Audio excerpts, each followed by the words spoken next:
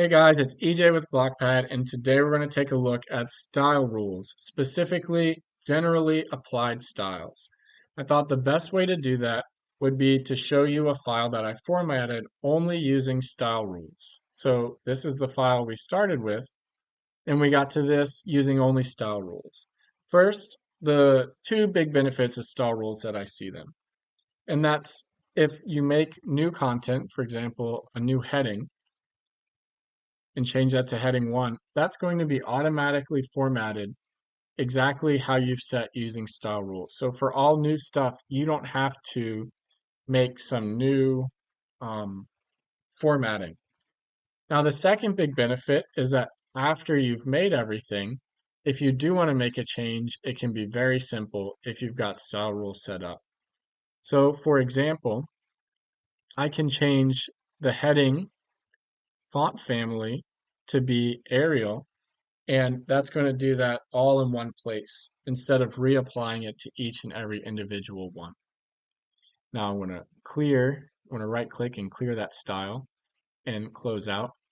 So with all of that said, let's get into it. So this is the file I'm starting with. To create a style rule, I'll go to Style, Manage Styles, and click New Rule. So first I'm going to change this from Report 1 to Frame Document. And I want it frame document because I want it to apply to the whole file and not just this particular report. Now, objects of type. This is going to be the type of object that the style rule is applied to. Think spreadsheet cell, equation, paragraph. For this first one, I'm going to click any. So this is going to apply to all of the types of Blockpad objects. I'm going to change font family to Times New Roman and close out. So now all of this is Times New Roman. My heading 1, my heading 2, my paragraph, my equations, my table cells. Even in the spreadsheet, all of these table cells are now Times New Roman. So we've got that first style. We're going to go back to the Style Manager and click New Rule. I want this to be Frame Document, and I'm going to make a rule for all of my headings. So if I want a particular heading, I'll pick one of these, 1 through 6, but I want this to apply to all of my headings. I'm going to change the text color to this dark blue. And actually, I want a different dark blue. I think this one. Nope, the original.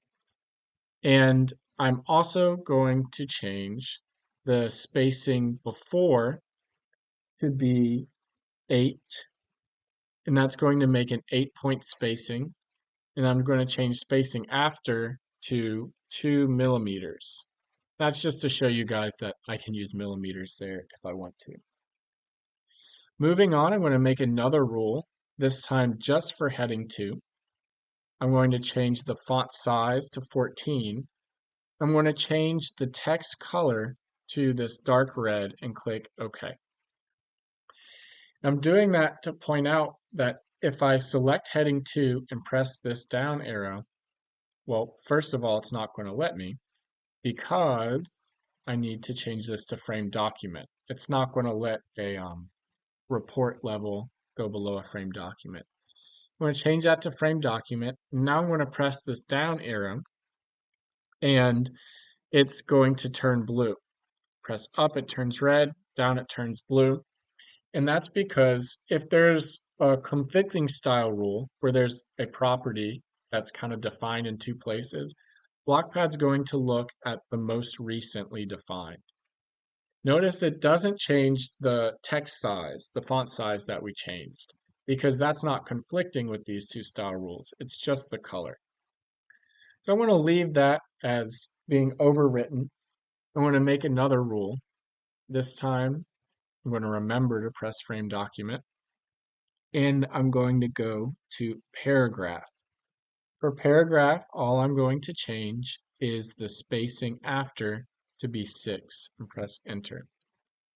So when I do that, notice I get some more space around the paragraphs, but I also get the space around these dynamic equations.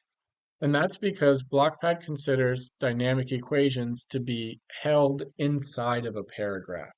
So a lot of the formatting that gets applied to paragraph ends up trickling down to the dynamic equations as well. For the next rule, I'm going to do a rule just for dynamic equations. I'm going to change the math layout to yes. I'm going to change this to reduce size, assignment to colon equals, and multiplication to this x, and click OK. So now I see those changes in my equations down there. And notice that the formula underneath isn't changing. You're still using a regular equal sign and an asterisk for multiplication. It's only going to be how it's displayed that changes. So this is a formatting property and not something changing the underlying math. We're going to go back to the style manager for a new rule, and this is the last one we're going to do. Make it frame document and make the objects of type any table cell. And here I'm going to change the horizontal alignment to center. Notice these are going to change as I make these changes. The value format to be 2 significant figures and click OK. And finally, I'm going to change the font family to Verdana. And those are going to be my changes. So a few more things I want to point out. First is that these style rules, they act a lot like kind of customized defaults. You can overwrite them with any of the formatting you'd like to. So you can still highlight things and you can change font or font size to your heart's content. The style rules are not set in stone. If you want to remove that formatting that you've put on top, then select the object, go to Style and Clear Styles. This is not going to clear the style rule. This is going to clear any formatting styles that you've put on top of that. So I'll click Clear Styles, and that's going to go back to normal. If I highlight this, Style, Clear Styles, that's going to go back to normal as well, or back to the style rule, I should say. Also, if I come to the spreadsheet, notice that that formatting that I applied to any table cell is going to apply to these spreadsheet cells too. And I also had it at frame document, so it's applying to the whole file. And kind of finally, I want to say that style rules apply to drawing objects as well. So all of this is done just with style rules. It's just that the objects of type is going to be one of the drawing things. So rectangle, circle, any geometry, line set, that sort of thing. All right, that's all I have for today, but that's not all we're going to be covering on style rules. We're planning on 2 more videos, one on individually applied styles, so making a style that you can choose to apply to this or that specific object, and the second on conditional formatting, which you handle using style rules in Blockpad. So keep an eye out for those videos and let me know if you have any questions. Thank you.